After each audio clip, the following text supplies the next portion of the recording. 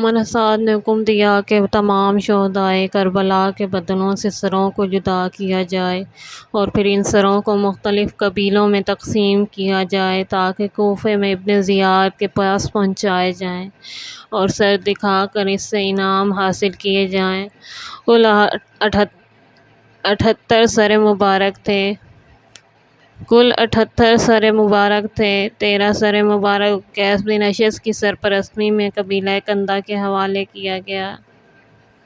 ابن شہر اشوب کی کتاب میں ذکر ہوا ہے کہ 20 سروں کو ہوازن کے سپرد کیا گیا اور 19 سروں کو تمیم کے قبیلے میں اور 9 سروں کو بنی اسد کے حوالے کیا گیا۔ باقی قبائل کے درمیان 9 سروں کو تقسیم کیا گیا اور قبائل میں سے قبیلہ مزہج کو ذکر نہیں کیا ہے۔ کل 70 سروں کا ذکر کیا گیا۔ مختصر کلام یہ کہ سب شہداء کے سروں کو کاٹا گیا تھا سوائے حضرت علی اصغر کے سر مبارک کے۔ امام سعد نے عاشوراء کے دن امام حسین علیہ السلام کے سر مبارک کو خولی بن یزید اور حمید بن مسلم کو دیا تاکہ ابن زیاد کے پاس لے جائیں۔ خولی کا گھر کوفے سے 1 فرسخ پر تھا۔ خولی اپنے گھر میں آیا۔ 11ویں کی رات تھی۔ اس نے یہ ارادہ کیا کہ سر مبارک کو صبح ابن زیاد کے پاس لے جائے گا۔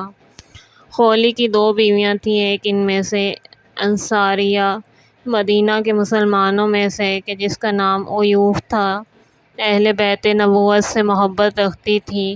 اس سے خولی نے امام حسین کے سر مبارک کو چھپانے کے لیے تنور میں رکھا تھا۔ ایوب نے رات کے آخری حصے میں ایک نور کو دیکھا کہ وہ نور تنور سے آسمان کی طرف بلند ہو رہا تھا۔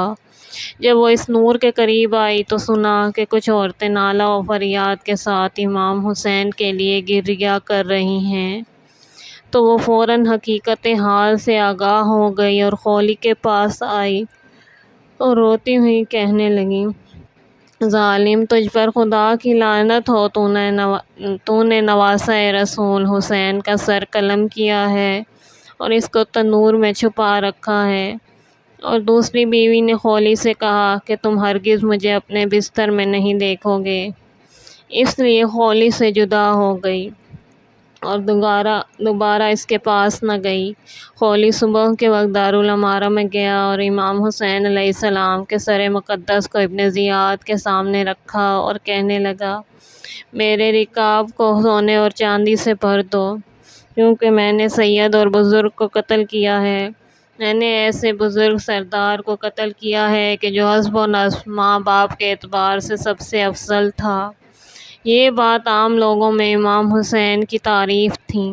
یہ سن کر ابن زیاد کو برا لگا اور خولی سے کہا: اگر تمہیں پتہ ہے کہ وہ حسین علیہ السلام انسانوں میں سے سب سے بہتر ہیں تو پھر تم نے اس کو کیوں قتل کیا؟ خدا کی قسم تمہیں کوئی چیز نہیں دوں گا۔ بعض نے نقل کیا ہے کہ ابن زیاد کو اس پر غصہ آیا اور اس کو قتل کر دیا۔ بعض نے لکھا ہے کہ خولی جلدی سے کربلا سے کوفے آیا تاکہ سر کو ابن زیاد کے پاس لے جائے۔ جس وقت دارالعمارہ میں پہنچا تو دیکھا کہ دروازہ بند ہے تو وہ اپنے گھر چلا گیا اور امام کے سر مبارک کو ایک مٹی کے برتن کے نیچے رکھا اور کمرے میں چلا گیا۔ جب اس کی بیوی نے دیکھا تو کہا: وائے ہو تجھ پر، لوگ سونا اور چاندی لاتے ہیں لیکن تم رسول خدا صلی اللہ علیہ وآلہ وسلم کے نواسے کا سر مبارک لے آئے ہو۔ خدا کی قسم اس کے بعد ہرگز میں تمہارے ساتھ نہ رہوں گی۔ وہ کہتی ہے کہ میں نے دیکھا کہ ایک نور اس سر سے آسمان کی طرف بلند ہو رہا ہے اور سفید پرندوں کو دیکھا کہ جو اس نور کے اطراف میں اڑتے ہیں، اور یہ واقعہ صبح تک جاری رہا۔ اے خون آلود سر، تو کہاں سے آیا ہے؟ آدھی رات کو ہمارے گھر آیا ہے۔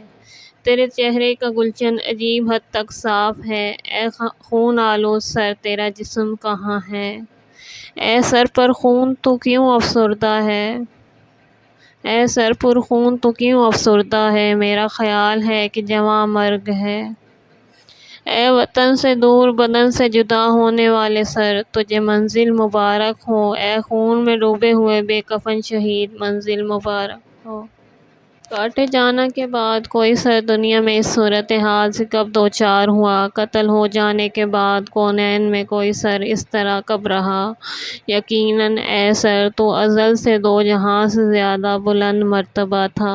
11ویں محرم ظہر تک کربلا میں رہا۔ نماز کے بعد اپنے سپاہیوں کو دفن کرنے کے بعد کوفہ روانہ ہوا، جبکہ شہدائے کربلا کے بدن کربلا کی گرم مٹی پر پڑے ہوئے تھے۔ عمر سعد نے حکم دیا کہ اہل حرم کے، جن کی تعداد 20 تھی، اور بچے، اور ان میں امام سجاد بھی تھے، اور امام محمد باقر کے، جن کی عمر 4 سال تھی، ان سب کو بے کجاوہ اونٹوں پر سوار کیا جائے اور انہیں قیدیوں کی صورت میں کوفہ روانہ کیا جائے۔ امام سجاد کی گردن میں توق ڈالا گیا اور ان کو قتل گاہ سے گزار کر لایا گیا۔ اہل حرم کی نظر بے سر شہداء کے پارا پارا بدنوں پر پڑی تو ان کا غم دوبارہ تازہ ہو گیا۔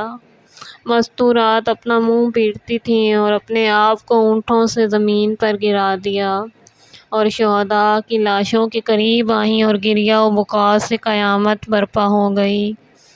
حمید بن مسلم، جو کہ دشمن کا سپاہی تھا، کہتا ہے کہ خدا کی قسم، میں علی کی بیٹی زینب کا وہ وقت نہیں بھلا سکتا ہوں کہ جب بھائی کے پارا پارا بدن کے قریب گریہ کرتی تھیں اور بلند آواز کے ساتھ فرماتی تھیں: فریاد ہے محمد، آسمان کے ملائکہ کا درود تجھ پر ہو۔ یہ تیرا حسین ہے کہ جو خون میں غلطاں ہے، اس کے اعضاء کٹے ہوئے ہیں، اور تیری بیٹیاں بطور قیدی قتل گاہ سے گزاری جا رہی ہیں۔ آپ نے یہ بیان بھی کیا کہ اے جد بزرگوار، یہ تیرا حسین ہے کہ جس کے سر کو ظلم سے جدا کیا گیا اور لباس اور عمامے کو لوٹ لیا گیا۔ میرے ماں باپ فدا اس شخص پر کہ جو بہت زیادہ غموں کے ساتھ شہید کیے گیا۔ میرے ماں باپ فدا اس پر کہ جس کو تشنہ لب شہید کیا گیا۔ میرے ماں باپ فدا ہوں اس پر کہ جس کے خون کے قطرات داڑھی سے گرتے تھے۔ راوی کہتا ہے کہ جناب زینب نے اس طرح مصائب کو بیان کیا کہ خدا کی قسم زینب کے اس کلام سے ہر دوست اور دشمن رو رہا تھا۔ محتشم کاشانی نے اس موقع کی مناسبت سے کچھ اشعار کہے ہیں: جب اس قافلے کا میدان جنگ سے گزر ہوا تو زمانے میں ایک شور محشر برپا ہو گیا۔ شہداء کے جسموں پر آنکھ نے جتنا کام کیا تو وہ تیر و سناں کے کاری زخموں پر ہی پڑی۔ اس دوران میں فاطمہ کی بیٹی کی نگاہ پیکر شرافت امام عصر کے جسم مقدس پر پڑی۔ ان کی زبان سے ھذا حسین کا نعرہ اس طرح بلند ہوا کہ زمانے میں آگ سی بھڑک اٹھی۔ حضرت سکینہ نے جس وقت اپنے بابا کے بدن کو پہچانا تو اس طرح مرثیہ پڑھا: اے بابا، اے بابا، آپ کی جدائی کس قدر جلد انجام پائی۔ بابا، کس قدر جلدی آپ کی جدائی میں مبتلا ہو چکی ہوں۔ آپ کے بعد کون ہماری سرپرستی کرے گا۔